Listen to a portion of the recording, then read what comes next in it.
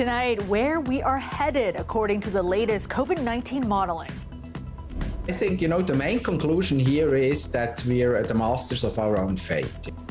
As restrictions lift, the province's COVID-19 science advisory table is projecting a rise in cases and hospitalizations, but it says it will be manageable given the right behavior. Plus, the city will be closing up to 5 temporary shelters that had opened during the pandemic.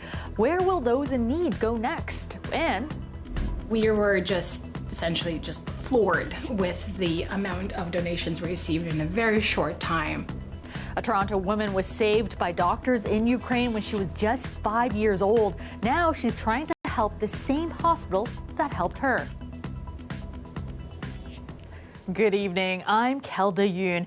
Many people packing into bars and pubs tonight to celebrate St. Patrick's Day, the first time in 2 years they've been able to do so. Now, with this recent lifting of capacity restrictions, new COVID-19 modeling from the province is projecting cases will increase in the coming weeks, but they will be manageable depending on our behavior. Lisa Shing has more. 100 wives, and his wisdom was highly regarded. It's not just the green beer and warmer weather luring people outside. It helps that rules around COVID have all but completely eased.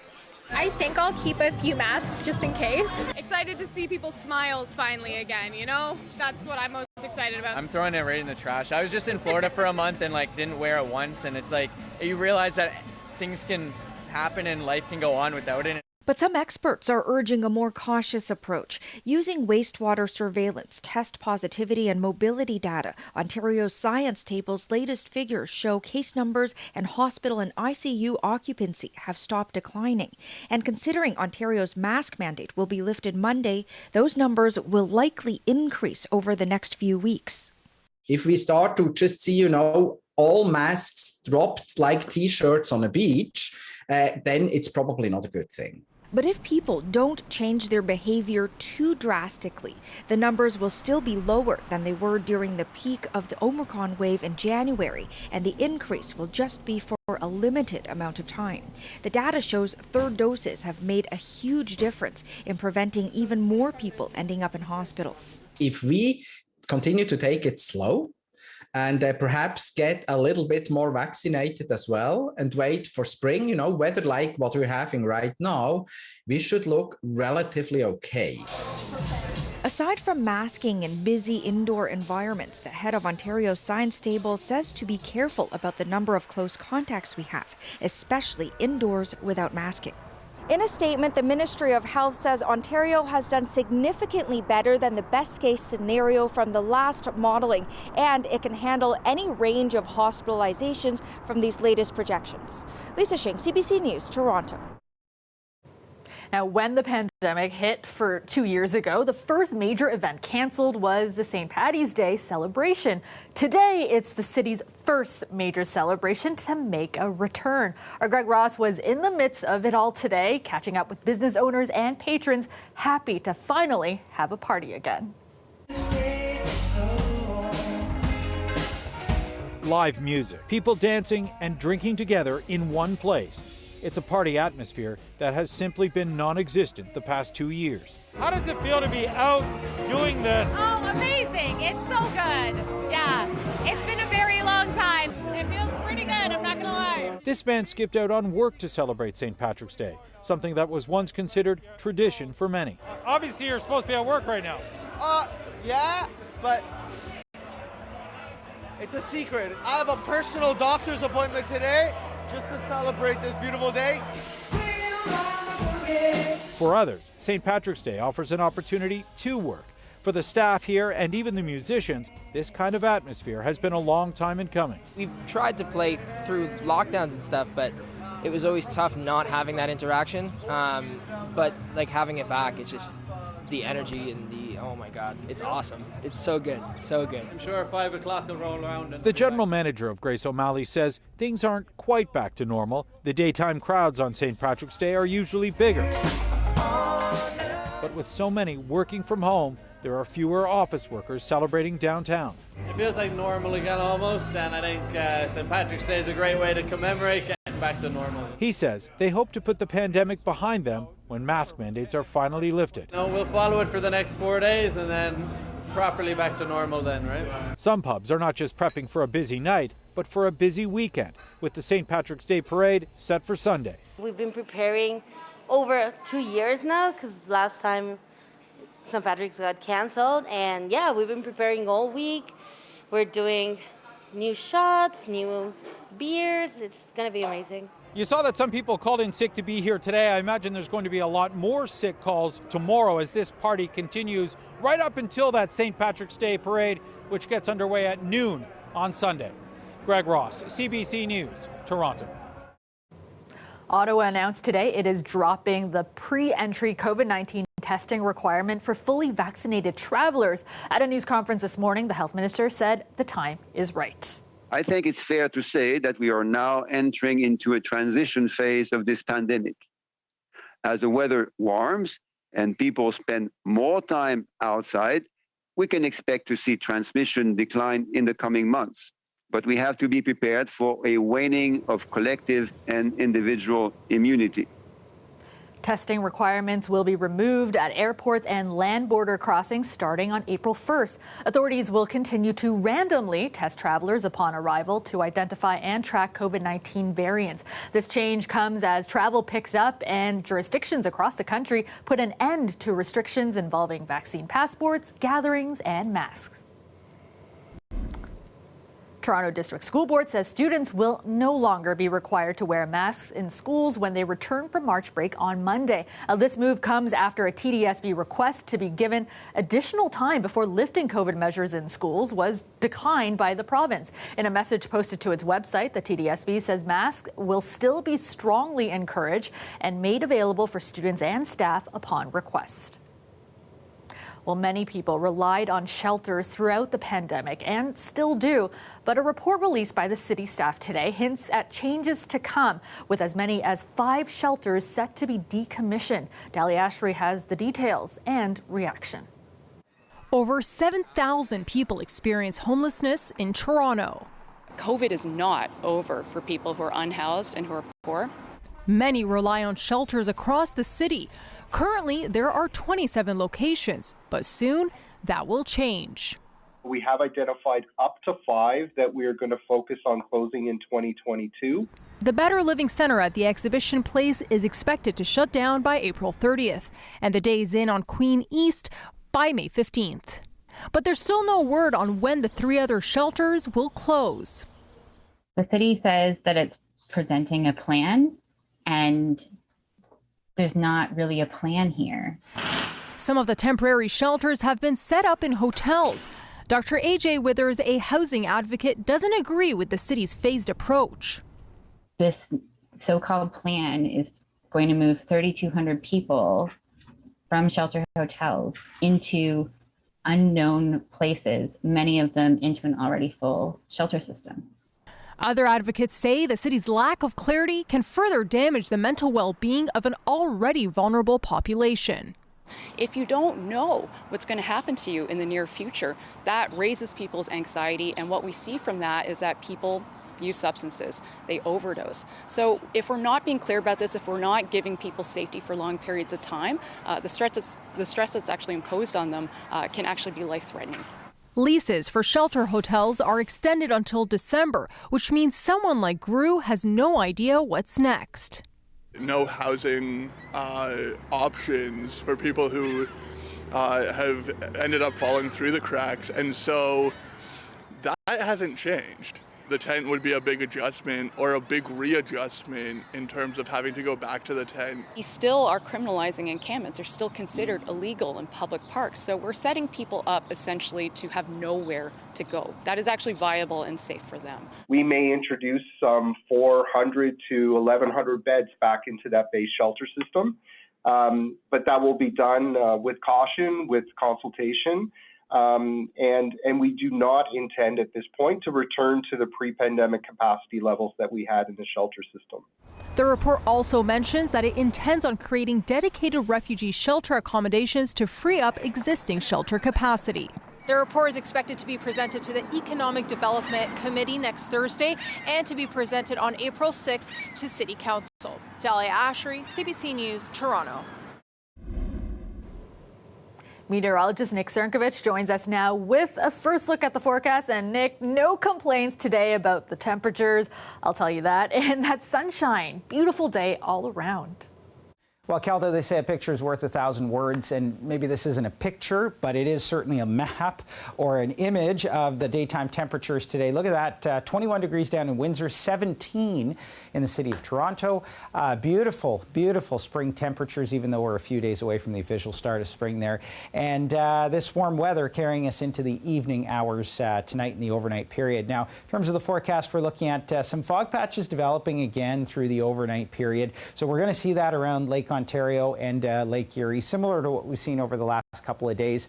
That'll sort of briefly dissipate, and then as we head into tomorrow afternoon, we've got cloud cover and another system that's approaching southern Ontario as we move through Saturday evening, starting out in southwestern Ontario through sort of the later afternoon hours, and then as we approach midnight into the GTA, and that will bring with it a good deal of rainfall. However, before then, 4 degrees tonight, fog patches 10 for tomorrow. We'll show you how the weekend is shaping up for the start of spring. That's coming up in just a bit. Calvin. Thanks so much, Nick. The strategic port city of Mariupol continues to be a primary target for Russian forces in Ukraine. Its takeover is seen as a key objective that could open the door for a massive incursion by the Russian military.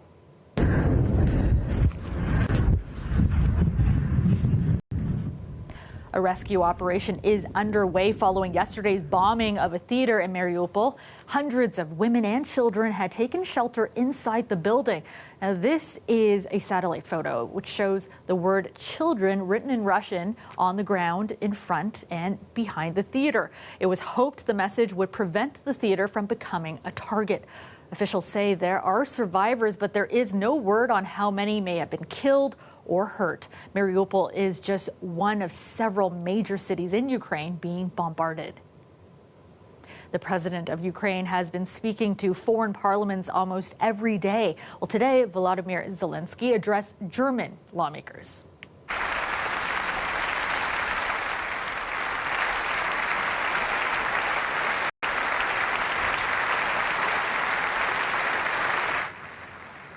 Members gave Zelensky a lengthy standing ovation, even though he chided them for Germany's close economic relationship with Russia. He was also critical of Germany's response to Ukraine's calls for military and economic aid.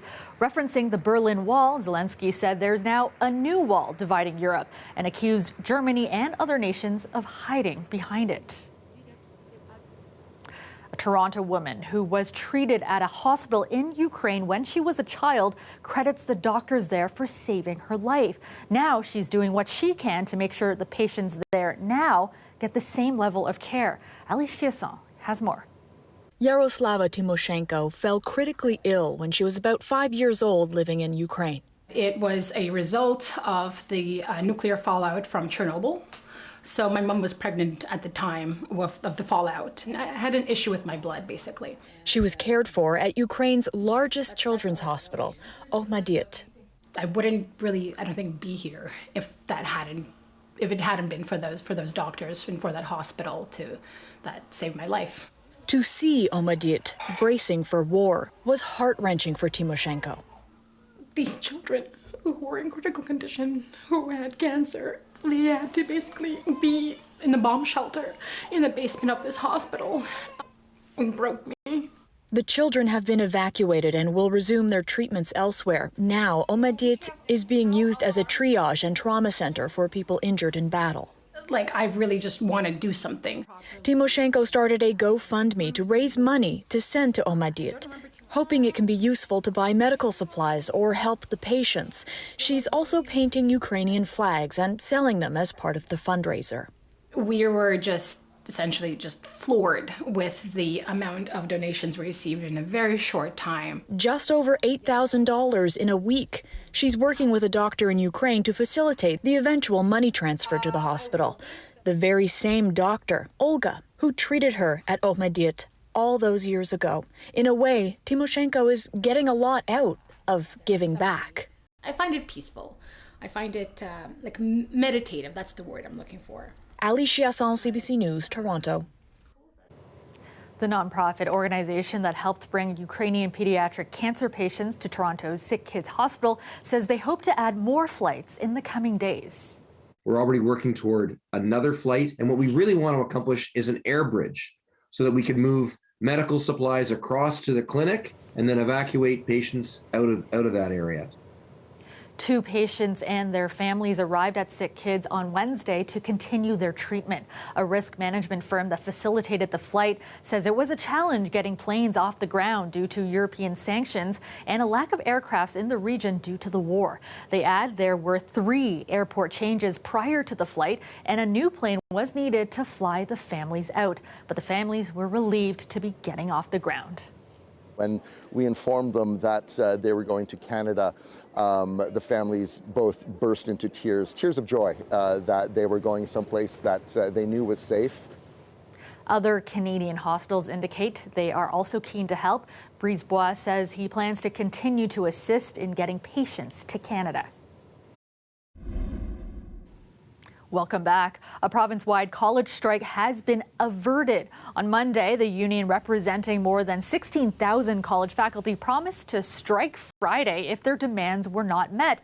But in a tweet this evening, the College Employer Council said they reached an agreement to end binding interest arbitration. The strike, as well as all work-to-rule strike activities, has been called off. Well, police have charged a 20-year-old who they say targeted members of Toronto's gay community in a romance scam, stealing thousands of dollars. And as Natalie Collada reports, investigators believe there could be more victims. The ease in which this actually happened, it actually shocked myself as well. Standing at the heart of the LGBTQ+ village at Church and Wellesley, the lead detective on the case explains how the scam worked. After chatting on social media and dating apps, the scammer would meet the victims in person and ask to borrow their phone to make a call. But would use the opportunity to send electronic money transfers from their phones to himself. The man also stole the credit card data contained on their devices and used it to make several retail and online purchases. Police allege from last November to late February, 20-year-old Jackson Liu stole $30,000 from 5 victims, some with physical and learning disabilities. It's troubling, right? Especially folks who are potentially, just looking for companionship. For something like this to happen can be quite devastating financially, emotionally, and really can tear at people's sense of safety and feeling of self-control and self-worth. Liu is now facing multiple charges, including 13 counts of possession of property obtained by crime and 15 counts of unauthorized use of credit card data. And police believe there could be more victims that have yet to come forward. Lack of trust and stigma, they go hand in hand. So if you are not open about, if you don't feel comfortable about being open and out in the world, chances are you're not going to talk about your vulnerabilities as well. Phones these days, they are the secret keepers to everything in our life. Financial coach Leslie Ann Scorgi says technology has made this kind of fraud far easier. So some banks have lower security permissions, or when you, upon your setup of your accounts, did not do something like 2-factor authentication. If you didn't take that step, sending an e-transfer or using your wallet contained within your phone is actually a lot easier than you might think. Natalie Collada, CBC News, Toronto. All right, let's go back to Nick now. And Nick, double-digit temperatures sticking around as we head into the weekend. Some rain on the way, though. Well, Cal, a bit of a shift in our weather pattern heading into the weekend, but we're not losing the warm weather. We're still going to be above seasonal throughout the long-range forecast, but not quite the 17 that we saw today. Here's a look at your weather headlines. So fog patches again for tonight. Those will dissipate through the morning to late morning hours. Then as we move through Saturday, we've got a few showers. In fact, even Friday night into Saturday. And this one, fairly decent rainfall event for the GTA and surrounding areas, but a sunny start to spring, which is on Sunday. Also happens to coincide with the St. Paddy's Day parade in Toronto.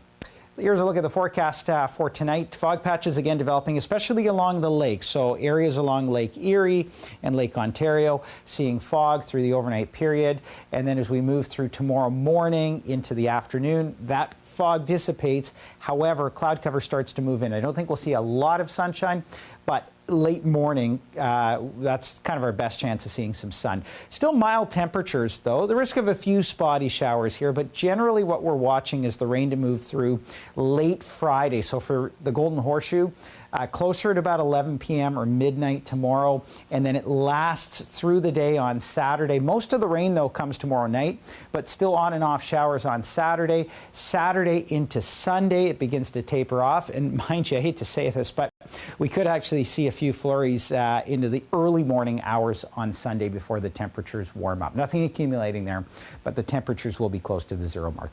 There's a look at total accumulations. Generally speaking, about 20 millimeters of rain is what we can expect in the GTA, and actually for the most part in southern Ontario. 3 degrees in southwestern Ontario and fog patches for tonight. Similar story for the Golden Horseshoe as well. Fog and temperatures around 3 degrees. Tomorrow up to plus 10, so we're still about double the seasonal average. 9 in showers on Saturday. Great day on Sunday to kick off spring, and above seasonal right through the 5-day forecast. Kelda. Thanks so much, Nick. Finally tonight, cake decorators are now spending countless hours disguising cakes as everyday objects.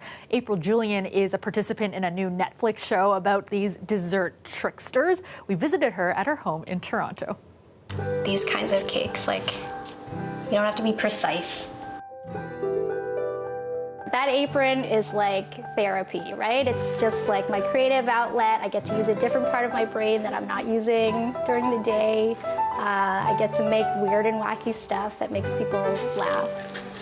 I'd say my favorite thing to make is food cakes. I think they're fun, especially when, you know, you're making a salty item and then somebody bites into it and it's pure sweet. It just kind of messes with your brain.